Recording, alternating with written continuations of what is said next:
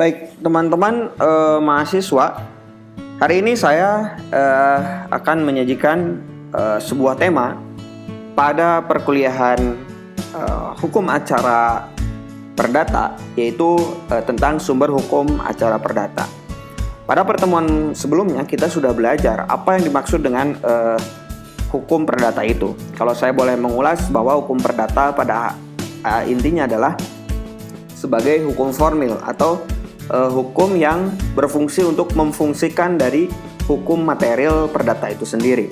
Nah, hari ini kita akan berbicara tentang sumber hukum acara perdata. Nah, sebelum berbicara apa saja yang menjadi sumber hukum acara perdata, kalau kita berbicara sumber hukum itu sendiri merupakan tempat asal pengambilan dari satu hukum. Nah, pengambilan ini metodenya apakah bisa dengan penerapan hukum atau bisa penemuan hukum. Nah, biasanya penemuan dan penerapan hukum itu dilakukan oleh hakim, meskipun tidak menutup kemungkinan penemuan dan penerapan hukum bisa juga dilakukan oleh penegak hukum yang lain seperti advokat, jaksa, pihak kepolisian, penyidik, dan lain sebagainya. Nah, dalam konteks hukum acara perdata, ketika siapapun yang beracara yang menjadi rujukan dari sumber hukum acara perdata itu sendiri, pertama adalah HIR. Nah, ini HIR ini diperuntukkan untuk Jawa dan Madura atau lebih dikenal dengan hukum acara perdata itu sendiri. Yang kedua, ada RBG. Nah, RBG ini juga sama dengan HIR, akan tetapi keberlakuannya itu untuk luar Jawa dan Madura. Nah, kemudian ada juga RV.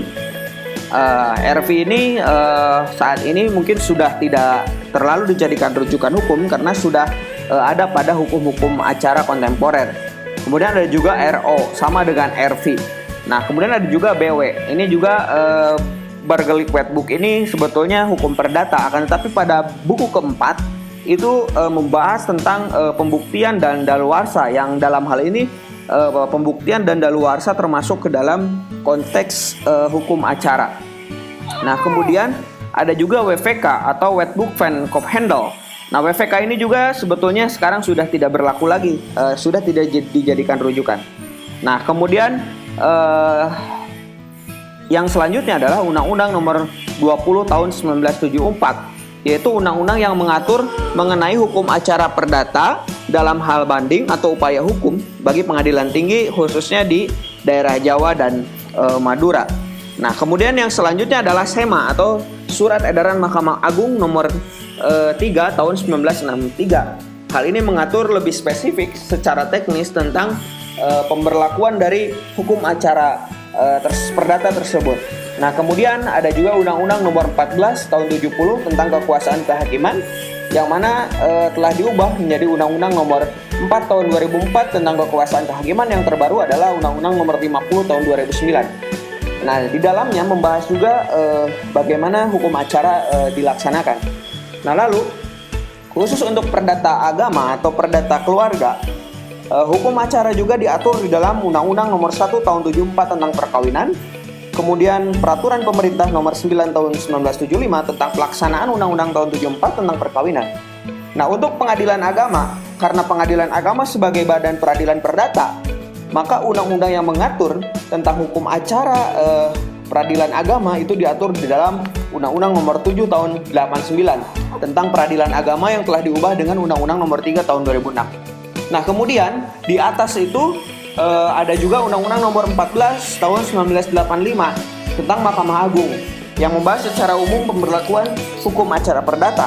Dan yang terakhir adalah Undang-Undang Nomor 2 Tahun 1986 tentang peradilan umum, junto Undang-Undang Nomor 8 Tahun 2004, yang mana di dalamnya juga mengatur tentang hukum acara perdata.